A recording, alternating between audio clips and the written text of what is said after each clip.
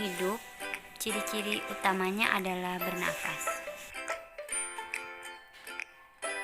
Jadi, bernafas adalah proses menghirup oksigen dari organ pernapasan dan mengeluarkan karbon dioksida dari organ pernapasan. Struktur pernapasan manusia. Nah, jadi di sini saya sudah memiliki gambar teman-teman. Ini.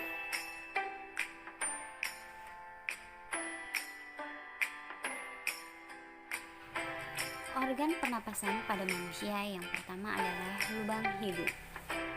Di dalam lubang hidung terdapat silia, membran mukosa, dan kapiler darah. Ketika udara memasuki rongga hidung, maka udara tersebut akan disaring oleh silia, dilembabkan oleh membran mukosa, dan dihangatkan oleh darah. Selanjutnya adalah faring. Faring adalah suatu tempat bertemunya udara dan makanan. Nah, di dalam faring ini terdapat epiglotis yang dapat secara cepat mengatur udara dan makanan. Makanan masuk ke dalam esofagus dan udara masuk ke dalam trakea. Pada organ ini terdapat pita suara. Organ yang selanjutnya adalah trakea. Trakea adalah tempat penyongkong paru-paru. Dan pada trakea terdapat cincin yang berbentuk huruf C yang berfungsi untuk menyokong tingginya trakea.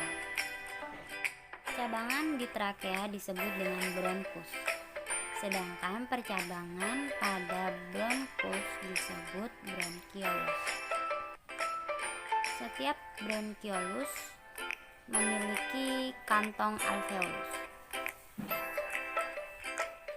Alveolus ini adalah suatu tempat pertukaran dari oksigen dan karbon dioksida. Nah, setiap alveolus ini terdapat pembuluh darah atau kapiler darah. Mekanisme sistem pernapasan atau respirasi. Pertama-tama, oksigen masuk ke salah satu lubang hidung. Kemudian, oksigen tersebut berjalan sampai ke faring. Faring ini panjangnya sekitar 12,5 cm. Lalu oksigen masuk ke epiglotis. Epiglotis ini adalah tempat pemisahan antara makanan dan oksigen. Makanan akan masuk ke esofagus, sedangkan oksigen akan masuk ke trakea. Nah, percabangan di trakea ini disebut dengan bronkus. Oksigen akan diarahkan ke paru-paru kiri, lalu melewati bronkiolus.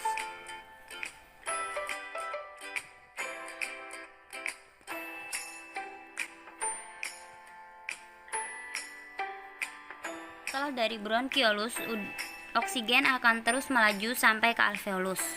Alveolus ini merupakan tempat pertukaran oksigen dan karbon dioksida. Oksigen akan mengisi alveolus seluruhnya. Nah, satu alveolus dikelilingi oleh jaringan kapiler. Satu bagian alveolus memiliki banyak ruang alveolar dengan pori-pori. Kemudian, di dalam jaringan kapiler terdapat darah yang mengandung RBC. Kemudian, si oksigen berdifusi dengan kapiler darah. Lalu, darah yang bergerak ke alveolus mengandung molekul karbon dioksida, RBC. Molekul-molekul ini lalu dilepaskan ke alveolus. Dioksida akan menuju ke bronkiolus dan bronkus. Lalu menuju ke trakea dan keluar oleh hembusan lewat hidung. Selanjutnya adalah penyakit pernafasan. Terdapat influenza. Influenza adalah penyakit cepat menular. Ciri-ciri fisiknya adalah sakit kepala, ngilu sendi, demam, dan bersin-bersin. Kemudian ada TBC. TBC penyakit juga menular. Terus ada bronkitis, peradangan bronkus, sakit di dada, suhu tubuhnya menjadi tinggi. Sedangkan pneumonia adalah radang paru-paru akut yang terjadi secara tiba-tiba. Lalu bagaimana dengan virus corona yang dapat menyerang sistem pernapasan? Ini berawal dari percikan batuk dari orang yang positif COVID-19. Virus masuk lewat saluran pernapasan, bergerak terus menuju paru-paru.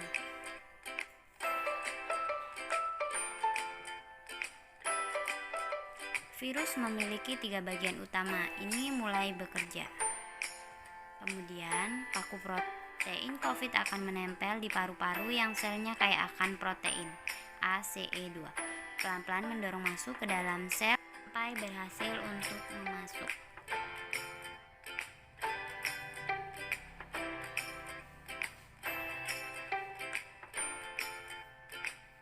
Kemudian, tubuh dari COVID akan membuka dan hacker pun terbebas dari tubuh COVID.